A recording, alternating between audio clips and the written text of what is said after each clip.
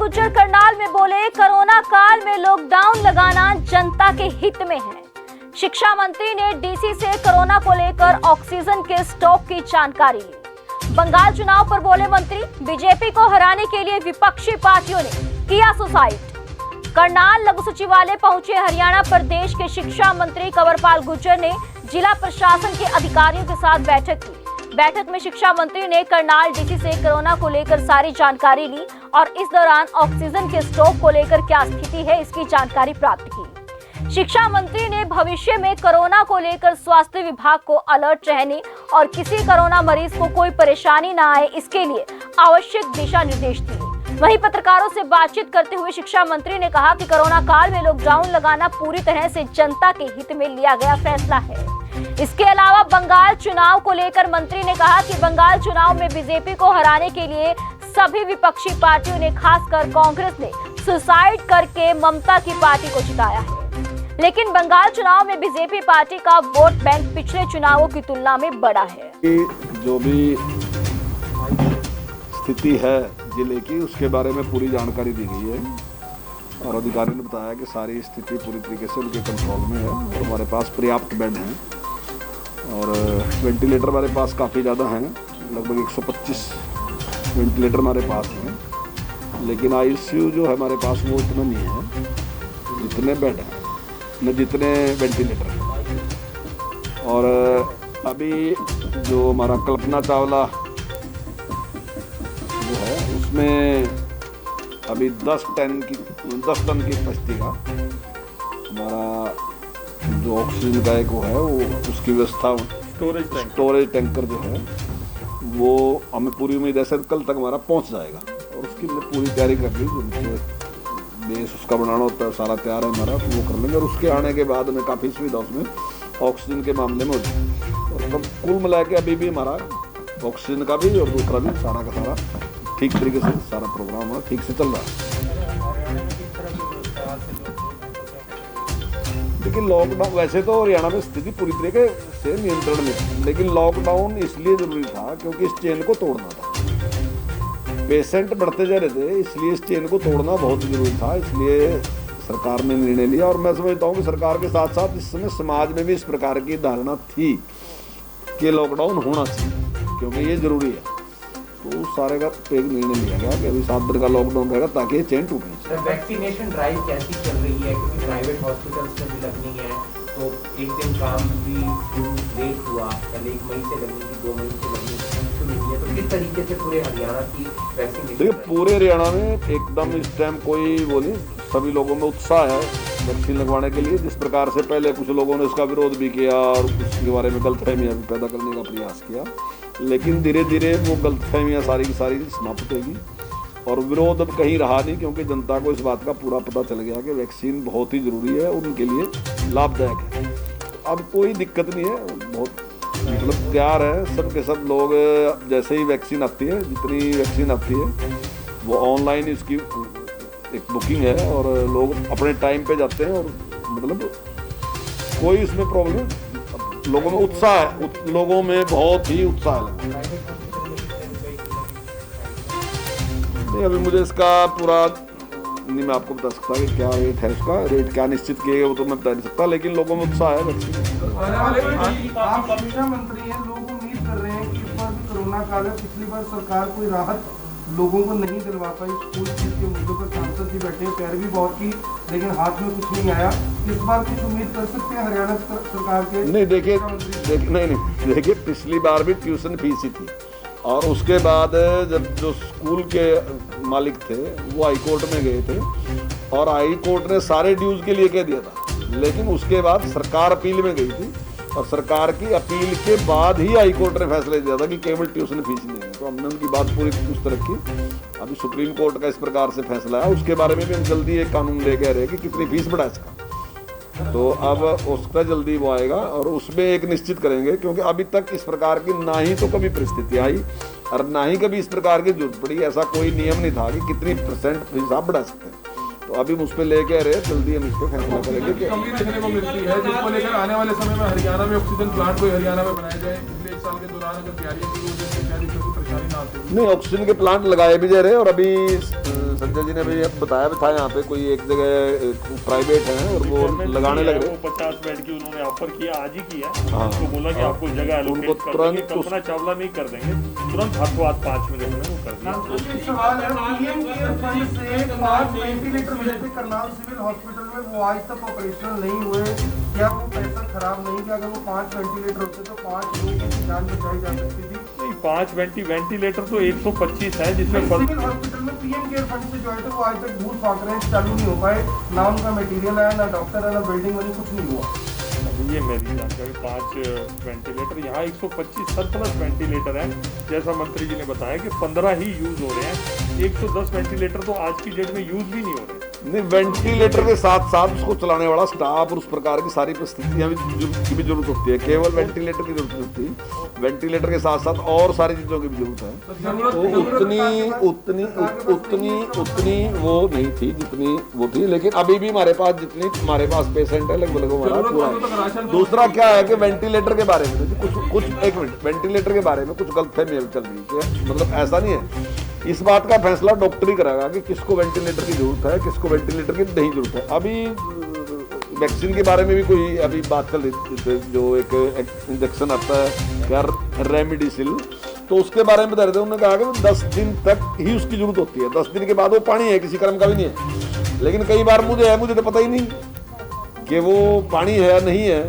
मैं तो बाद में भी, मेरा तो एक ही प्रयास है कि मुझे इंजेक्शन किसी तरीके से मिल जाए, भले ही किसी रेट पे मिल जाए। मैं तो अपने पेशेंट को इसको ही लगाऊंगा, क्योंकि मैं कोई डॉक्टर थोड़ी हूँ, तो डॉक्टर को इसकी जानकारी है। अभी डॉक्टर साहब ने बताया कि 10 दिन के बाद का कोई उपयोग ही नहीं है इंजेक्शन का। तो ऐसे ही वेंटिलेटर की भी जरूरत किसको है, किसको नहीं, डॉक्टर। लॉकडाउन लग चुका है, किसान वहाँ पर बैठ रही हैं, अम्बाला में पंचायत भी देखने को मिली, मामला भी दर्ज हुआ। तो किस तरीके से एक बातचीत करके उस किसानों को समझाया जा रहा है कि आप लोग उठ जाएं, या नहीं उठते तो फिर वैक्सीन लगवा लें, टेस्ट करवा लें? ये तो तुम्हें समझना चाहिए कि देश के सामने कितनी बड़ी समस्या है आज। अगर आप उस समस्या को इस तरीके से लेंगे कि उसको रोकने की बजाय बढ़ाने का काम करोगे, तो देश की जनता को भी समझना चाहिए क्या है। देखिए, अगर कोई भी आदमी इस बात को मानने के लिए तैयार नहीं, वो वैक्सीन लगवाने के लिए तैयार नहीं है, वो वहां से हटने के लिए तैयार नहीं, वो भीड़ को कम करने के लिए तैयार नहीं, वो तो अभी तक यहाँ आपके करनाल में कह रहे थे कि वैक्सीन ना लगवाओ, वैक्सीन तो नुकसान कर देगी, वैक्सीन से फलाना आदमी मर गया, ये गया वो गया। आपके यहाँ आपके क्या उन्होंने, मैंने देखा वीडियो में, तो उसका विरोध कर रहे थे वैक्सीन का। आज वो कह रहे कि वैक्सीन लेके आओ जल्दी। तो इस तरीके का जो व्यवहार है वो ठीक व्यवहार नहीं है। देखिए, अब ये जो समस्या है ये पूरे देश की समस्या है, केवल एक किसी पार्टी की किसी की समस्या नहीं, देश की समस्या है। और हमारे सब के लिए जरूरी है कि हम पूरे नियमों का पालन करके और इसकी लड़ाई करें। बाकी विधानसभाओं में क्या इंतजाम है? करनाल का तो आपने बता दिया, बाकी विधानसभा क्षेत्र में क्या इंतजाम है? क्या वहाँ पे करनाल ही आना पड़ेगा या वहाँ पर भी कोई वैकेंसी व्यवस्था? नहीं, सब जगह अच्छे से व्यवस्था। देखिए, अब क्योंकि करनाल एक मुख्य शहर है और हॉस्पिटल यही ज़्यादा हैं, ज़्यादा सुविधाएं यही हैं, लेकिन और भी जो विधानसभा है वहाँ पे भी ऑक्सीजन कम हो गई थी, प्रेशर कम होने से 2 बुजुर्गों की डेथ हो गई है वहाँ पर। तो वो जिनके बुजुर्ग एक्सपायर हुए हैं उनका होगा है कि जो ऑक्सीजन कम की है, पहले से इंतजाम नहीं किए गए, जिस वजह से हमारे परिवार के दोनों सदस्य एक्सपायर हो गए। क्या इस मामले में कोई सरकार जांच करेगी? नहीं, देखिए, ऑक्सीजन की जो पूर्ति है वो बहुत अच्छे तरीके से चल रही है, लेकिन इतनी बड़ी समस्या का किसी को अनुमान नहीं होता। अगर अचानक आपके सामने इतनी बड़ी समस्या आ जाएगी तो कुछ ना कुछ उसमें खामियां रह जाती हैं। लेकिन सरकार जिस जिम्मेदारी के साथ लगी, तो मैं समझता हूँ कि ऑक्सीजन की कोई ऐसी कमी नहीं हो सकता है। एक आध केस जैसा आपने कहा कि इसमें सच्चाई हो आपकी, तो इसके डायरेक्टर साहब इसके बारे में ज़्यादा अच्छी तरीके से जानकारी दे सकते हैं कि जो आपने बात कही कितनी इसकी सच्चाई है। नहीं, कई बार क्या होता है कि देखिए, मेरे साथ कोई दुर्घटना आएगी तो मैं कुछ भी कह सकता हूँ, उस टाइम थोड़ा सा ज़्यादा भी कह सकता हूँ, क्योंकि मेरी पीड़ा है ना जी। वो जब मेरी पीड़ा है तो मुझे गुस्सा भी ज़्यादा है, मैं दूसरी बात भी कह सकूँ, लेकिन इसके बारे में ज़्यादा जानकारी जो है डायरेक्टर साहब दे सकते हैं कि सही। मेरा वाला क्वेश्चन ये है, करनाल के डॉक्टर सुनील पवार हैं, वो अपना 12 बेड का हॉस्पिटल सरकार को समर्पित करना चाहते हैं। कई चिट्ठियाँ लिख चुके हैं, डिप्टी कमिश्नर से बात करने की कोशिश कर चुके हैं, लेकिन अभी तक उनको कोई रिप्लाई नहीं मिल रहा है। जबकि वो पूरी तरह तैयार है। आज भी पेशेंट लेकर गए थे, उनको वहाँ पर पहले गिरफ्तार किया गया, बाद में छोड़ दिया गया। तो कहते हैं कि गिरफ्तार नहीं हुआ। ये बहुत बड़ा इशू है। जब लोग सामने आ रहे हैं सेवा करने के लिए तो उसमें सरकार नहीं, सेवा से कौन रोकता है किसी को? किसको अरेस्ट कर दिया? डॉक्टर सुनील है जी, डॉक्टर सुनील है।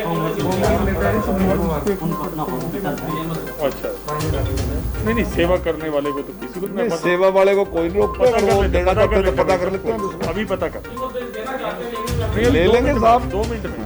सर ऑक्सीजन की कमी नहीं है हरियाणा में, ये सच है। ऑक्सीजन की कमी नहीं, ट्रांसपोर्टेशन की दिक्कत आ रही है, उसके लिए कुछ वैकल्पिक व्यवस्था कर रहे हैं आप? देखिए वो सारी व्यवस्थाएं कर रहे हैं। जैसे पहले अभी यहाँ बातचीत हुई, जहाँ जिस काम में एक गाड़ी थी, एमडी साहब ने बात कहा कि उसमें हम 3 गाड़ियाँ लगा रहे, जो खाली सिलेंडर है वो एक लेके आएगी, बड़े सिलेंडर दूसरी लेके जाएगी, और एक दूसरी जो दूर के हॉस्पिटल है उनके लिए अलग से एक गाड़ी होगी। तो हर चीज़ को बढ़ा रहे, उसमें सुधार कर रहे। लेकिन अचानक कोई बहुत बड़ी एक विपत्ति सामने आ जाए तो थोड़ा बहुत उसमें जो बात आपने कही ना, जो बात आपने नहीं, लगभग ब्लैक मार्केटिंग है नहीं। सरकार एकदम उस पर पूरी तरीके से संज्ञान ले रही। कोई भी आदमी अगर ऐसा करता पाएगा उसके खिलाफ कार्रवाई की जाएगी। जो नहीं, एक सेकंड, जो आकर्षण जी ने बात की बहुत इंपॉर्टेंट बात है कि गाड़ियों की ट्रांसपोर्टेशन की थोड़ी कमी थी। ऑक्सीजन भी जो हमारा प्लांट है, पानीपत का ही प्लांट है, ओवर होके चल रहा है। 260 मीट्रिक टन का उसका कैपेसिटी है, 350 तक हम उसकी प्रोडक्शन ले रहे हैं। ट्रांसपोर्ट की कमी के कारण, क्योंकि अभी कुरुक्षेत्र की आज सवेरे इमरजेंसी आ गई, बार बार नायब सैनी जी का भी फ़ोन आ रहा था, सुभाष सुधा है उनका भी फ़ोन आया, तो उनकी गाड़ी रुड़की गई हुई थी। अब रुड़की से आने में ट्रांसपोर्टेशन में दिक्कत है। ऐसे ही करनाल की दिक्कत थी, हमारा कोटा रुड़की से आता था। मैंने रिक्वेस्ट करके मैंने उनको कहा कि हमारी पानीपत से ही दो सप्लाई। पहले जो अलाटेड कोटा थे, रुड़की का हमारा कोटा था, यमुनानगर का रुड़की का था। प्लांट भी एग्जॉस्ट हो रहे हैं, जो व्हीकल कर रहे हैं वो भी एग्जॉस्ट हो रहे हैं। कई अधिकारी तो 24 घंटे ड्यूटी कर रहे हैं। कई डॉक्टर, सरकारी भी और प्राइवेट भी, मैं सल्यूट करता हूँ उनको, 24 घंटे ड्यूटी कर रहे हैं। आप ये देखोगे 2, 3, 4 घंटे से ज़्यादा आप लोग भी नहीं सोते होंगे। इस समय हर आदमी अच्छे उसमें कर रहा है, और आप लोगों से भी यही अपेक्षा करते हैं कि एक पॉजिटिव माहौल के साथ लोगों का मनोबल बनाना भी अपने आप में एक बहुत बड़ी बात है। तो हम सब मिलकर उस काम में लगे। आप पब्लिक के समान में जिस तरह आज कई यूनिवर्सिटियों को छुट्टी लगी है हरियाणा में, हाँ, तो किस तरह का लोगों को नहीं रहेगा? अधिकारियों की भी लगी है, मंत्रियों की भी लगी है, अपने जो विधायक हैं वो अपने अपने क्षेत्र में, सांसद अपने अपने क्षेत्र में, हर आदमी कहीं ना कहीं काम के अंदर लगा हुआ है। और सब लोग चाहते हैं, क्योंकि ये अनपेक्षित था, इस तरह का कभी जीवन में सोचा ही नहीं था। हमने तो अपने जीवन में देखा नहीं, बुजुर्गों ने देखा तो अलग बात है। इतना एक हम जाते हैं कहीं शिवपुरी में किसी के संस्कार में, एक जाती है बॉडी, दूसरी आ रही होती है, ये स्थिति बनी है। लेकिन इन चीज़ों के अंदर भी एक उम्मीद देखते हुए सब लोग पॉजिटिविटी, आज आप देखो हर हॉस्पिटल के ऊपर एक कार्यकर्ता संगठन की तरफ से दे दिया, एक एडमिनिस्ट्रेटर प्रशासन की तरफ से चला गया, और डॉक्टर्स पहले से लगे हुए, सब लोग मिलकर एक टीम के रूप में काम कर रहे हैं। भाटिया सर, आप जम्मू कश्मीर गए, वहाँ चुनाव जीत गए, असम गए, वहाँ जीत गए, आपकी बंगाल ड्यूटी लगती तो शायद नहीं, बंगाल में कहता हूँ कि बंगाल बहुत जबरदस्त रिजल्ट आया। आज वैसे पॉलिटिकल विषय पे हम जाना नहीं चाहते थे, लेकिन मेरा अपना आकलन है, मैं समझता हूँ बंगाल में तो इतनी जबरदस्त परफॉर्मेंस है बीजेपी की। आप देखिए कांग्रेस और कम्युनिस्टों ने चालाकी करके अपनी सीट तो 0 कर दी, तृणमूल की सीट को बढ़ाने का काम किया। अभी वोट बीजेपी के अगेंस्ट यूनाइट होकर डले, और जिस तरह से उन्होंने पोलराइजेशन किया, मैं नाम नहीं लेना चाहता क्योंकि हम सब लोग सारे 130 करोड़ भारतीय हमें एक हैं, लेकिन जिस तरह से बंगाल के अंदर पोलराइजेशन किया उसके कारण ममता जीती। ममता इतनी स्ट्रांग लीडर थी तो अपना विधानसभा का चुनाव क्यों हार गई? ये सोचने वाली बात है। मंत्री जी, एक सवाल आखिरी आपके पास करनाल जिले की जिम्मेवारी है, प्राइवेट अस्पतालों में, सरकारी अस्पतालों में, कल्पना चावला में क्या ऐसे ही लेटेस्ट खबरें पाने के लिए बेल आइकन को क्लिक कर हमारे चैनल को लाइक, शेयर एंड सब्सक्राइब करें। धन्यवाद।